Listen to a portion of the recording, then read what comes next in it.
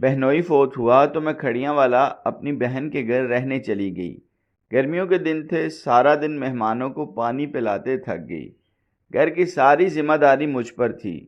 رات ہوئی تو تھکن سے چور بہنوئی کے بیڈ پر جا کر لیٹ گئی۔ تھوڑی دیر بعد اچانک سے میری آنکھ کھلی تو ہوش اڑ گئے، میرا بہنوئی میرے اوپر۔ میں صبح اٹھی ہی تھی کہ جب ایک ایسی خبر مجھے سننے کو مل گئی کہ میں چکرا کر ہی رہ گئی۔ موبائل پہ مسلسل بیل ہو رہی تھی اور میں اپنے شوہر کے لیے ناشتہ بنا رہی تھی۔ کچن میں مصروف تھی کہ جب میرے شوہر جواد نے میرا فون لا کر مجھے دیا اور کہنے لگے، لو پکڑو، بات کرو اپنی بڑی بہن سے۔ ایک تو تمہاری بہنوں کو چین نہیں ہے، کم از کم اپنے شوہروں کو کام پر تو جانے دیا کریں۔ پورا دن بس کبھی کسی ایک کا فون آ رہا ہے تو کبھی کسی دوسری کا۔ میں نے جواد کو آنکھیں نکال کے دیکھا۔ فرائی انڈے اور بریڈ کی پلیٹ ان کے ہاتھ میں تھما دی۔ میں نے کہا، اب جائیں ناشتہ کریں، میں چائے لاتی ہوں۔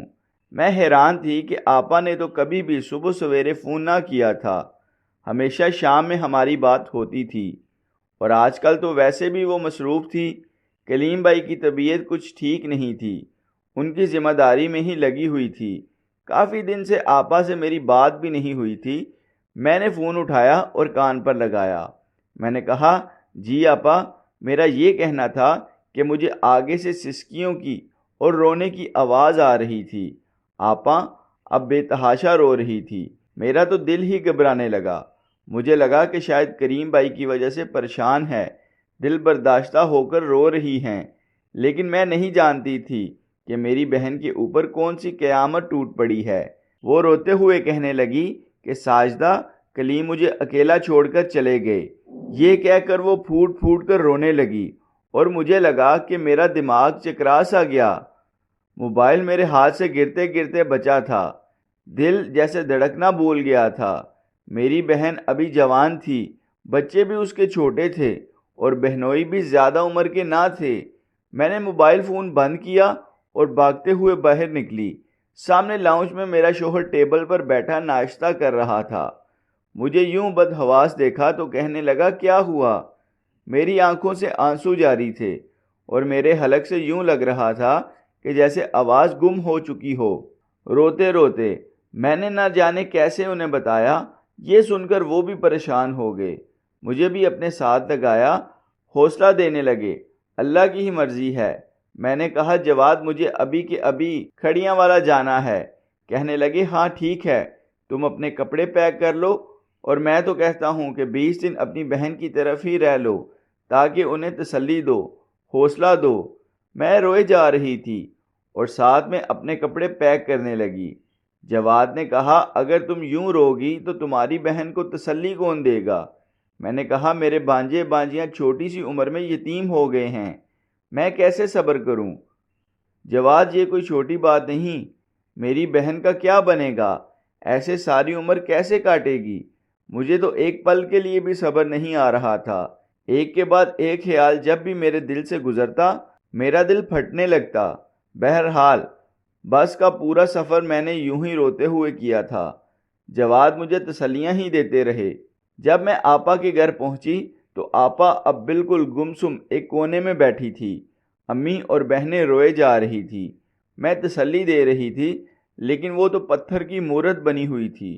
میری بانجی اور بانجے روئے جا رہے تھے۔ کریم بھائی کی میت سامنے رکھی تھی۔ میں بھی آپا کے ساتھ لگ کر پھوٹ پھوٹ کر رونے لگی۔ کہنے لگی کہ صبر کریں۔ آپا نے کوئی جواب نہ دیا، بس کلیم بھائی کو دیکھے جا رہی تھی، جیسے اپنی آنکھوں میں انہیں بسانے کی کوشش کر رہی ہو، کیونکہ دوبارہ تو انہیں نہیں دیکھ سکتی تھی۔ کچھ دیر بعد ہی میری آپا کا بڑا بیٹا، جو کہ صرف 15 سال کا تھا، گھر کے اندر داخل ہوا۔ کہنے لگا، امی ابو سے باتیں کر لیں، 10 منٹ تک میت کو لے کے جانا ہے۔ اس کی آنکھوں میں بھی آنسو تھے۔ آپا اٹھی اور کریم بھائی کی میت کے پاس بیٹھ گئی۔ کریم، سن رہے ہو اپنے بیٹے کی باتیں؟ یہ کیا کہہ رہا ہے مجھ سے؟ ابو سے 10 منٹ بات کرنے کا کہہ رہا ہے۔ کیا 10 منٹ میں ساری باتیں ہو جاتی ہیں؟ کیا 10 منٹ کافی ہوتے ہیں عمر بھر کی باتوں کے لیے؟ مت جاؤ مجھے چھوڑ کر، میری باتیں 10 منٹ کی نہیں ہیں، عمر بھر کی ہیں۔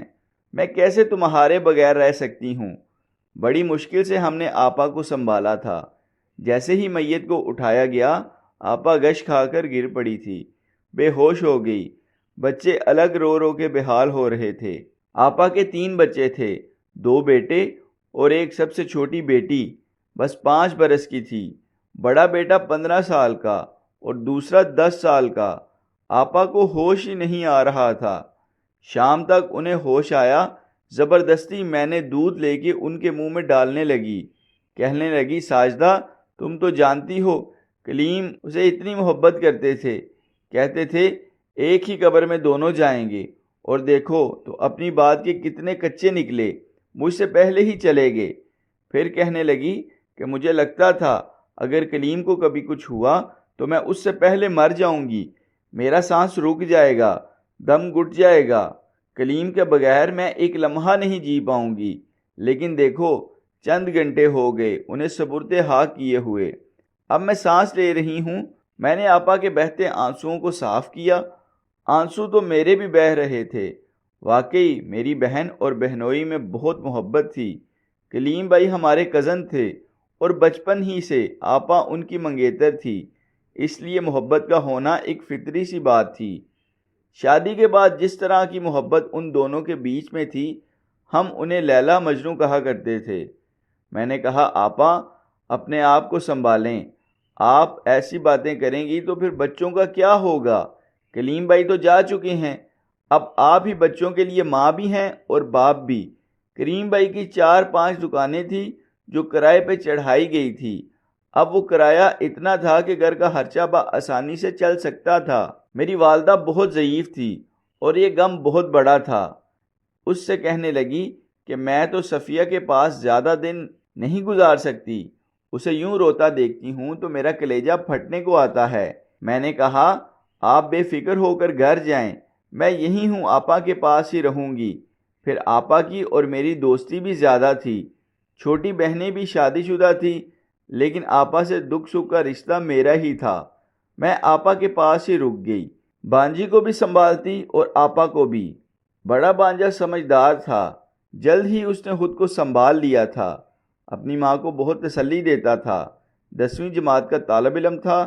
بہرحال نیا نیا غم تھا، اور کلیم بھائی کا مزاج بھی بہت اچھا تھا۔ محلے داروں سے ہر ایک سے ان کے تعلقات بہت اچھے تھے، اس لیے لوگوں کا تانتا سا بندھا ہوا تھا۔ وہ روزانہ صبح ہوتی تو کوئی نہ کوئی افسوس کے لیے چلا آتا۔ آپا سے کہتا کہ تمہارا شوہر تو بہت ہی نیک تھا، ہمارے گھر کی چھت گر رہی تھی تو اسی نے بنوا کر دی تھی۔ کوئی کہتا میری بیٹی کی شادی تھی تو چپ چاپ میرے ہاتھوں میں لاکھوں روپے رکھ دیے تھے۔ جنتی شخص تھا، لوگوں سے محبت کرتا تھا، اس لیے اللہ کو بھی پیارا لگا، اس لیے جلدی ہی چلا گیا۔ جب بھی کوئی آتا آپا کہتی کہ ساجدہ آج تک کلیم نے کسی کو بھی بنا ناشتے پانی کے نہیں بھیجا، تمہیں زحمت تو ہوگی لیکن جو بھی مہمان آئے شربت پانی چائے کچھ نہ کچھ ضرور بنا کر دینا۔ آج تک کبھی نہیں ایسا ہوا کہ کوئی ہمارے گھر آیا ہو اور وہ پیاسا یا بھوکا چلا جائے۔ کلیم تو اس بات پر مجھ سے لڑنے جھگڑنے لگتے تھے۔ ویسے تو انہوں نے کبھی کچھ نہیں کہا، لیکن کہنے لگے کہ کوئی میرے گھر پر آئے اور پیاسا بھوکا چلا جائے تو اللہ کو کیا جواب دوں گا؟ میں نے کہا، یہ بھی کوئی کہنے کی بات ہے؟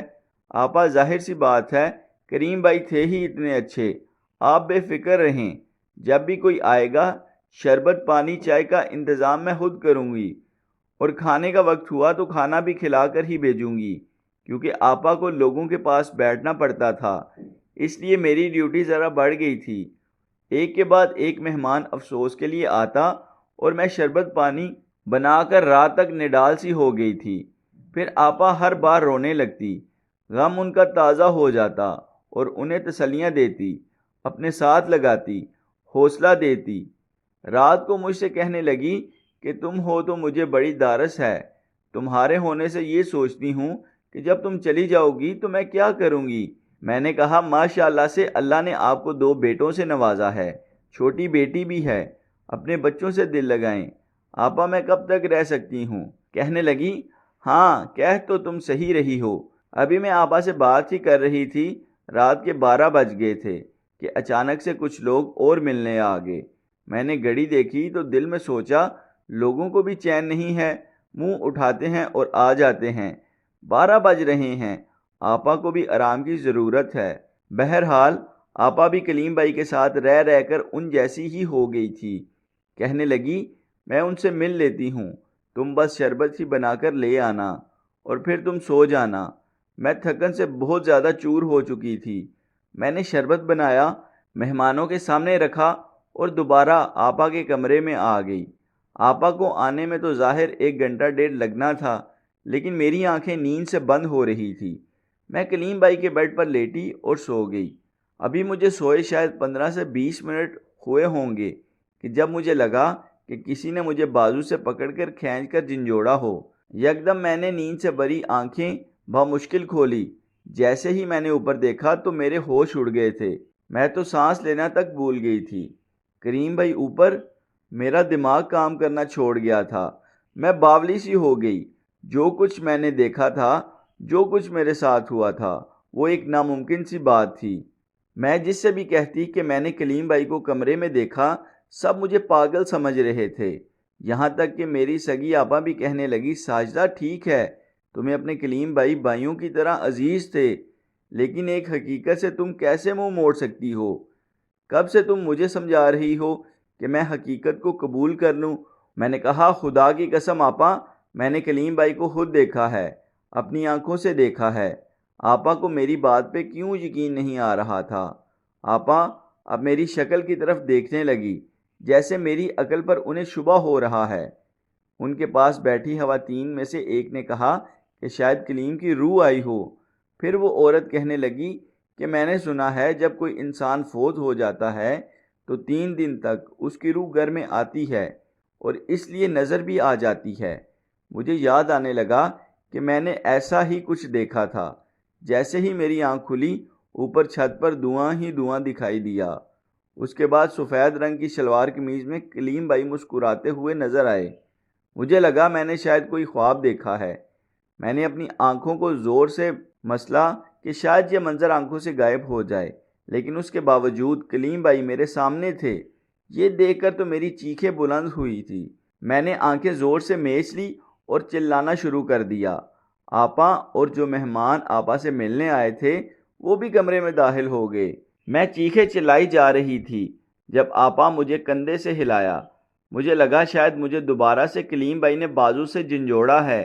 میں جٹ سے گھبرا کر پیچھے ہٹی اور چیختے ہوئے میں نے آنکھیں کھولی، لیکن سامنے آپا تھی۔ آپا کو دیکھ کر میری جان میں جان آئی۔ میں سانس لیتے ہوئے ہانپ رہی تھی۔ میرے منہ سے الفاظ تک صحیح طرح سے ادا نہیں ہو رہے تھے۔ میں نے کہا آپا خواب نہیں، میں نے سچ مچ کلیم بھائی کو دیکھا ہے۔ میری بات سن کر آپا کہنے لگی کہ تم نے کوئی خواب دیکھا ہوگا۔ میں روتے ہوئے کہنے لگی کہ آپ کو میری بات کا یقین کیوں نہیں ہے؟ میں سچ کہہ رہی ہوں، میں نے کلیم بھائی کو سچ مچ دیکھا ہے۔ لیکن آپا میری بات کو جھوٹ سمجھ رہی تھی۔ ان کے ساتھ آئے مہمان بھی یہی کہنے لگے کہ تم نے خواب دیکھا ہوگا، تم ڈر گئی ہو، اور کوئی بات نہیں۔ رات بھر میں نے آپا کو ایک ہی بات کا یقین دلا رہی تھی۔ خوف کے مارے مجھے پوری رات نیند نہیں آئی۔ اگلی صبح بھی بہت سی خواتین آپا سے ملنے آئی اور میں یہی بات ان سے کہہ رہی تھی کہ میں نے خود اپنی آنکھوں سے کلیم بھائی کو دیکھا ہے۔ میری والدہ، میری بہنیں بھی آپا کو بلانے پر آ گئی تھی۔ آپا کہنے لگی کہ نہ جانے اس کو کیا ہو گیا ہے، دیوانوں جیسی باتیں کر رہی ہے۔ ایک فون جواد کو بھی جا چکا تھا اور وہ بھی بڑے پریشانی کے عالم میں گھر میں داخل ہوئے تھے۔ میں ان کے ساتھ لگ کر رونے لگی۔ میں نے کہا کہ کوئی بھی میری بات کا اعتبار نہیں کر رہا۔ جواد میں سچ کہہ رہی ہوں، میں نے کلیم بھائی کو خود اپنی آنکھوں سے دیکھا۔ جواد مجھے قریبی ڈاکٹر بھی لے گئے۔ ڈاکٹر نے میری پوری بات سنی اور اسے جھوٹ سمجھ کر مجھے نیند کی گولیاں دے دی۔ کہنے لگے یہ بہت زیادہ ڈپریشن کی شکار ہے، شاید کئی راتوں سے سکون سے سوئی نہیں ہے، یہ دعائیں اسے دیں۔ میں دعاؤں کے زیر اثر پوری رات سوئی رہی، لیکن میرا دل خوف کے مارے کانپتا رہا۔ اگلے روز جواد مجھے اپنے ساتھ واپس لے آئے، لیکن مجھے بخار ہو گیا تھا۔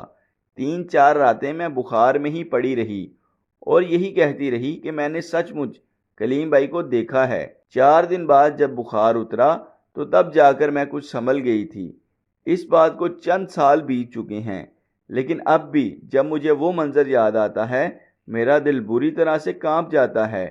میں پسینے سے شرابور ہو جاتی ہوں، میرا تنفس پوری طرح سے چلنے لگتا ہے، خوف کے مارے مجھ پر لرزہ طاری ہو جاتا ہے۔ 4 سال سے میں ڈپریشن کی گولیاں کھا رہی ہوں اور اس واقعے کو بھولنے کی کوشش کرتی ہوں، لیکن ابھی بھی مجھے لگتا ہے جیسے یہ واقعہ میرے لیے کل کی ہی بات ہو۔ شاید کچھ حادثے ایسے ہوتے ہیں کہ انسان چاہ کر بھی انہیں بھلا نہیں سکتا، اور میرے